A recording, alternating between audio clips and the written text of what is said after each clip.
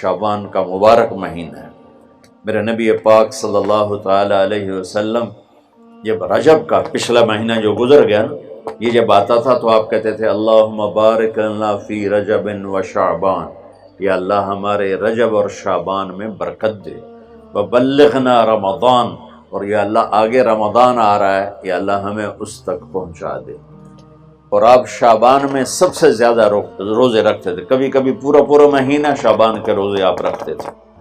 اور 15 شعبان جو بہت مبارک رات ہے، اس میں آپ نے فرمایا اس کا قیام، رات کی تہجد اور دن کا روزہ، یہ اللہ تعالیٰ کی بارگاہ میں بہت محبوب ہے۔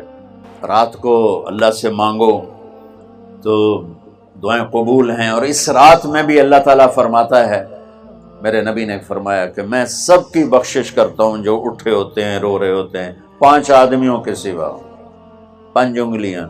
پہلا سنو، مشرک، دوسرا شاحن، دل میں بغض کینہ رکھنے والا، تیسرا المسبل، متکبر تکبر کرنے والا، چوتھا عاق لوالدیہ، والدین کو برباد کرنے والا۔ ایک ہوتا ہے کبھی کبھی اونچا بول ہو جائے، گستاخی کا، اس کو نافرمانی کہتے ہیں۔ عاق ہوتا ہے پھاڑ دینا، ایسا پھاڑنا کہ جڑ نہ سکے، جو والدین کے جگر چیر دے اور ان کے کلیجے جلا دے، اس کی اس رات بخشش نہیں ہوتی۔ وَمُدْمِنُ خَمْرٍ، اور روز شراب پینے والا، عادی نشے والا، ایک اس کی بخشش نہیں ہوتی۔ بخشش نہ ہونے کا کیا مطلب ہے؟ کہ یہ شرک سے توبہ نہیں کرتا، معافی نہیں ہے، یہ کینہ اپنے دل سے نہیں نکالتا، معافی نہیں ہے، یہ تکبر نہیں چھوڑتا، معافی نہیں ہے، یہ والدین کی نافرمانی نہیں چھوڑتا، معافی نہیں ہے، یہ شراب نہیں چھوڑتا، معافی نہیں ہے۔ اگر یہ چھوڑ دے سب معاف۔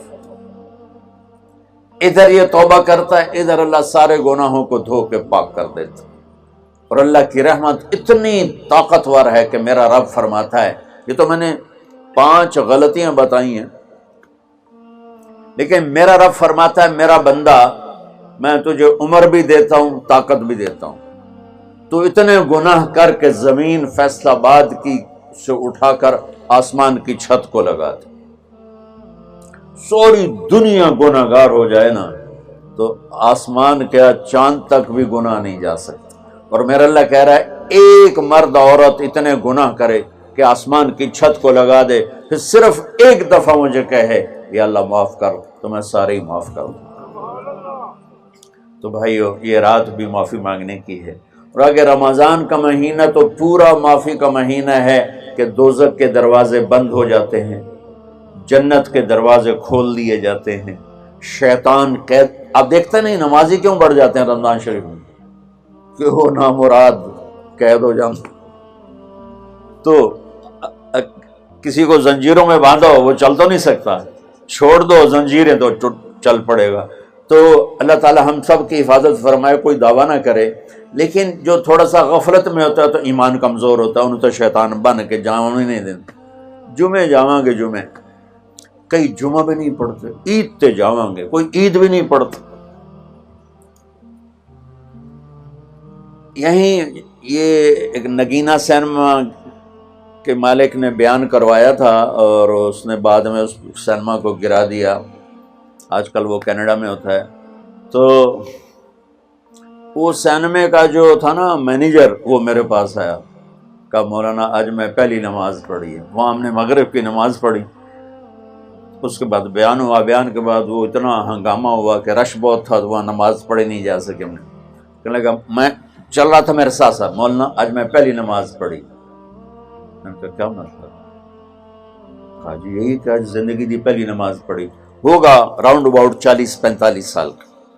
میں کہا پہلی نماز؟ ہاں جی پہلی نماز۔ جمعہ پڑھے؟ نہیں کدی نہیں۔ عید؟ نہیں کدی نہیں، آج پہلی نماز تھوڑے پیچھے پڑھی۔ شیطان جب قید ہوتا ہے تو زنجیریں کھل جاتی ہیں، تو نمازی بڑھنا شروع ہو جاتی۔ اس کے بعد جو گھٹتے ہیں نا، تو شیطان کی وجہ سے نہیں، اپنی عادت اور سستی کی وجہ سے۔ پہلے 2-3 دن بڑا جوش ہوتا ہے، پھر اس کے بعد گھٹتے ادھے کو پھر نکل جاندے، ادھے رہ جاندے۔ تو تراویح میں پہلے پوری مسجد بھرے گی، پھر ایک صف جائے گی، پھر دوسری جائے گی، پھر تیسری جائے گی۔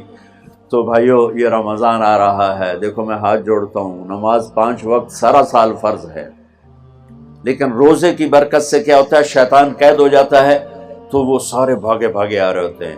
اللہ سے مانگ لو اس رمضان میں کہ یا اللہ ایسی توفیق دے کہ موت تک نماز نہ چھوٹ۔